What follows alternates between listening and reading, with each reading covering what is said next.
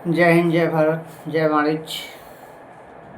आज हम class 12 accounting और कॉर्पोरेट अकाउंटिंग बीकॉम का पार्ट जो हम पढ़ रहे थे, कंपनी अकाउंटिंग के अंतर्गत हमने जो चीज़ें पढ़ा है उसमें से आज हम पढ़ेंगे कुछ नई चीज़ें। नई टॉपिक दिया है पूंजीगत संचय या कैपिटल रिजर्व। अब कैपिटल रिजर्व जो कंपनी के कैपिटल प्रॉफिट से बनाया जाता है, पूंजीगत लाभ में से बनाया जाता है, उसे हम कहते हैं पूंजीगत संचय या कैपिटल रिजर्व। सबसे बड़ी बात, पूंजीगत संचय को हम लाभांश बांटने के लिए, डिविडेंड बांटने के लिए प्रयोग नहीं कर सकते। ठीक, आइए कुछ चीज़ें इसमें लिखी हुई हैं, उसको थोड़ा हम देख लेते हैं। कह रहा है पूंजीगत संचय या कैपिटल रिजर्व, कह रहा है पूंजीगत लाभों में से बनाया गया संचय, पूंजीगत लाभों में से बनाया गया संचय पूंजीगत संचय कहलाता है। मतलब कैपिटल प्रॉफिट, बड़े संपत्तियों को बेचने से, अंशों या ऋण पत्रों के निर्गमन पर प्रीमियम से जो प्राप्त लाभ होता है वो हमारा कैपिटल प्रॉफिट होता है। उसमें से जो भी हमारा संचय रिजर्व के रूप में पैसा बचाया जाता है उसे हम क्या करते हैं, पूंजीगत संचय करते हैं। ठीक, कह रहा है पूंजीगत लाभ कंपनी की सामान्य क्रियाओं के कारण उत्पन्न नहीं होते। मतलब जो कैपिटल प्रॉफिट होती है वह कंपनी के सामान्य क्रियाएं, मतलब प्रोडक्शन करने, उत्पादन करने, सेलिंग करने या अन्य किसी कारण से उत्पन्न नहीं होते। यह बड़े स्तर पे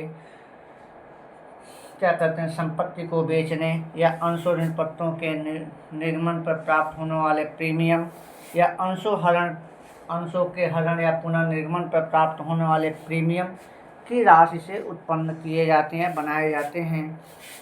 अगला कह रहा है पूंजीगत संचय में से लाभांश का वितरण नहीं किया जा सकता। पूंजीगत संचय में से हम डिविडेंड नहीं बांट सकते। यह कंपनी का रूल है कि हम पूंजीगत संचय में से हम क्या करते हैं, डिविडेंड नहीं बांट सकते। आगे के बारे में आते हैं। कह रहे पूंजीगत संचय के निर्माण करने की प्रक्रिया, मतलब पूंजीगत संचय कहाँ कहाँ से बनाया जा सकता है, किन किन मदों से पूंजीगत संचय का निर्माण होता है, उसके बारे में हम पढ़ते हैं। पहला दिया हुआ है अस्थायी संपत्तियों के विक्रय एवं पुनर्मूल्यांकन पर होने वाले लाभ।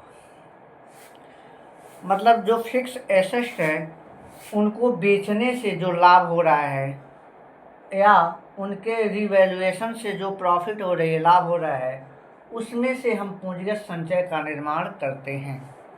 ठीक, दूसरा है कंपनी के समामेलन से पहले कमाया गया लाभ। जब कंपनी समामेलित हुई थी उसके समय अगर कोई लाभ हुआ है, कमाया गया लाभ है, प्रॉफिट है, उस प्रॉफिट में से हम पूंजीगत संचय का निर्माण कर लेते हैं। अगला है अंशों या ऋण पत्रों के निर्गमन पर प्राप्त प्रीमियम।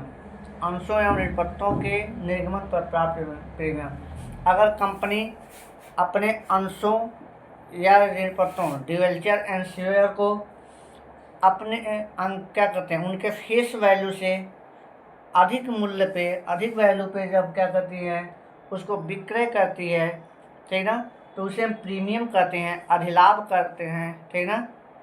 तो उस अधिलाभ में से हम क्या करते हैं, कैपिटल रिजर्व का निर्माण कर सकते हैं। कंपनी द्वारा कैपिटल रिजर्व का निर्माण किया जाता है। अगला कर रहा है चौथा पॉइंट, अंशों के हरण व पुनर्निर्गमन पर प्राप्त प्रीमियम। अगर अंशों का फ्यूचर किया जाए, ठीक, या उनको पुनर्निर्गमन किया जाए, री इशू किया जाए, उस पर अगर प्रीमियम है तो उस प्राप्त प्रीमियम से हम पूंजीगत संचय का निर्माण करते हैं या कंपनी करती है। आगे है ऋण पत्रों के शोधन पर होने वाला लाभ।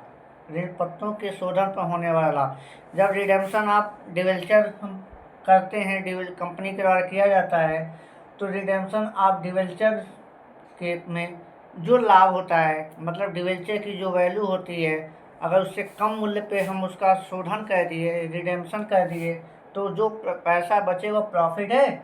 उस प्रॉफिट में से हम पूंजीगत संचय का निर्माण कर सकते हैं। ये 4 पॉइंट हैं जो हमारे पूंजीगत क्या कहते हैं, 5 पॉइंट हैं जो हमारे पूंजीगत संचय के निर्माण से संबंधित मदेह कहलाती हैं। ठीक, इसको आप याद भी कर लें। और ज़्यादा इम्पोर्टेंट 12 वालों के लिए, 12th वालों के लिए है, क्योंकि यहाँ से इनका ऑब्जेक्टिव भी बन जाता है। ठीक, और एक नोट डाउन कर लें, एक चीज़ और याद रखना है आपको, पूंजीगत आर्थिक चिट्ठे में इसको कहाँ दिखाते हैं।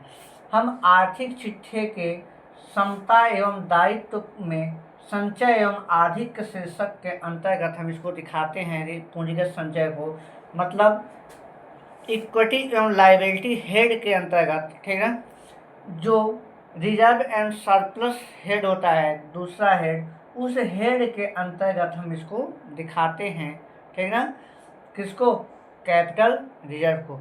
अब आइए हम कंपनी के कुछ प्रमुख प्रलेखों के बारे में पढ़ेंगे। अब हम कंपनी के आधारभूत या मूल प्रलेख पढ़ेंगे। Base document of the A company, उसमें सबसे पहला आता है मेमोरेंडम ऑफ एसोसिएशन, जिसको हम कहते हैं पार्षद सीमा नियम या स्मारक पत्र या स्मृति पत्र। अब इसको बताने से पहले आपको इतना बता दें, जैसे हम मनुष्य हैं, जब हमारा जन्म होता है, चाहे किसी भी धर्म रिवाज के हों, तो जन्म के जस्ट बाद हमारे पुरोहित के द्वारा एक पत्रिका बनाई जाती है, जिसमें हमारे जन्म की तिथि, समय, दिन, तारीख, सारी चीज़ें डिटेल में लिखा जाता है, जिसके आधार पे समय में हमारे भविष्य के ग्रह नक्षत्रों की गणना की जाती है। तो सेम कंडीशन ये है मेमोरेंडम ऑफ एसोसिएशन। हम या आप जो हैं नेचुरल पर्सन हैं, तो हमारी जो जन्म पत्रिका बनाई जाती है हमारे पुरोहित के द्वारा, सेम वैसे ही कंपनी के निर्माण के समय उनकी कार्यप्रणाली क्या होगी, कैसी शैली होगी, वह कब निर्माण की जाएगी, ठीक ना, उसके उद्देश्य क्या होंगे, नाम पता जो भी चीज़ें क्या होंगे, इनसे संबंधित जो भी उनकी जन्म पत्रिका बनाई जाती है साधारण भाषा में, उसे ही हम क्या कहते हैं, स्मारक पत्रक या स्मृति पत्रक या पार्षद सीमा नियम कहते हैं। ठीक ना, मतलब ये कह सकते हैं कि एक कंपनी का एक प्रमुख आधारभूत प्रलेख होता है, यह कंपनी का एक प्रमुख एवं आधारभूत प्रलेख होता है। इसका बनाया जाना प्रत्येक कंपनी के लिए अनिवार्य होता है।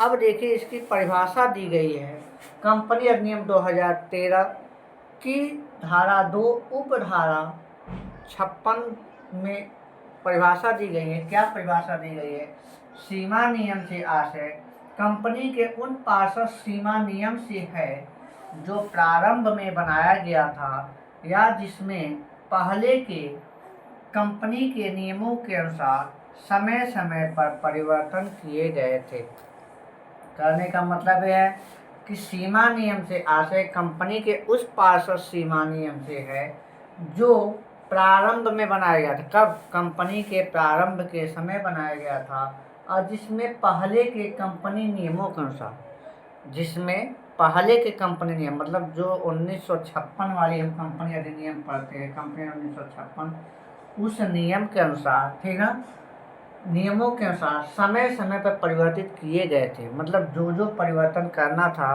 उसमें परिवर्तन हम 2013 के अधिनियम के अंतर्गत, हम कंपनी अधिनियम के अंतर्गत हम किए।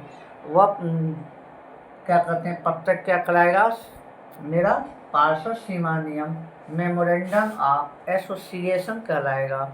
ठीक, कुल मिला के इतना कर सकते हैं, पार्षद सीमा नियम, सीमा नियम मतलब कंपनी की सीमा का निर्धारण करता है। जैसे हमारी जन्म पत्रिका हमारे जन्म और हमारे ग्रह नक्षत्रों का निर्धारण करती हैं, वैसे कंपनी के क्या कहते हैं, सीमा का निर्धारण आपके पार्षद सीमा नियम के अंतर्गत किया जाता है। अब इसके अंतर्गत क्या क्या बातें लिखी जाती हैं, आइए इसके बारे में जानते हैं। पार्षद सीमा नियम के वाक्य जिसको हम कहते हैं, पार्षद सीमा नियम के केवल मुख्य रूप से 6 वाक्य हैं। उन वाक्यों में पहला वाक्य है नाम वाक्य। नाम वाक्य में कंपनी का नाम होता है, नेम मतलब कंपनी किस नेम से चलेगी, ठीक है। अगला है स्थान वाक्य। सारी चीज़ें याद करिए हम लोग, इसमें से 2 तो हम लोगों के जन्म पत्रिका में मिलता है, हमारे नाम मिलते हैं, हमारे स्थान मिलते हैं, ठीक, कहाँ पे जन्म हुआ और क्या कहते हैं, नाम मेरा क्या होगा, ग्रह नक्षत्र की दशा के हिसाब से वो चीज़ें। तो पहला क्या है, नाम वाक्य, मतलब कंपनी में सबसे पहले क्या लिखते हैं, नाम वाक्य लिखते हैं, ठीक, मतलब कंपनी का क्या नाम है वह लिखा जाएगा। अगला स्थान वाक्य, कंपनी किस स्थान पे है, मतलब किस देश की है, उसका जो क्या कहते हैं मुख्य कार्यालय होगा, ठीक ना, ब्रांच जो आपका ऑफिस होगा, हेड ऑफिस, वह किस देश के किस शहर में होगा, इसके बारे में लिखते हैं। अगला लिखते हैं उद्देश्य वाक्य, ठीक ना, उद्देश्य वाक्य में कंपनी का ऑब्जेक्ट क्या है, कंपनी किस पर्पज से बनाई गई है, ठीक ना, इसके बारे में हम सारी डिटेल इसके अंतर्गत लिखते हैं। अगला है दायित्व वाक्य। दायित्व वाक्य में हम ये लिखते हैं कि कंपनी के सदस्यों का दायित्व, मतलब अंशधारियों का दायित्व कैसा होगा, सीमित होगा कि असीमित होगा, ठीक ना, इसके बारे में सारी डिटेल हम इसके अंतर्गत लिखते हैं।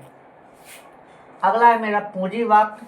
पूंजी वाक्य के अंतर्गत कंपनी कि 28 कैपिटल कितनी होगी, वह कितने कैपिटल 28 कैपिटल का कितना हिस्सा निर्गमित करेगी, ठीक, निर्गमन करने की शर्तें क्या होंगी, ये आदि बातें हम पूंजी वाक्य के अंतर्गत लिखते हैं। अगला है मेरा संघ एवं हस्ताक्षर वाक्य।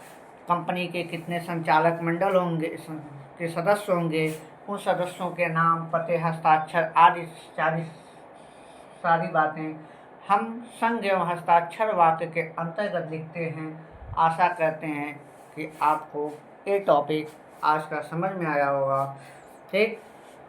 नेक्स्ट जो अन्य प्रलेख हैं उसके लिए नेक्स्ट वीडियो मिलते हैं, तब तक के लिए जय हिंद, जय भारत, जय वाणिज्य।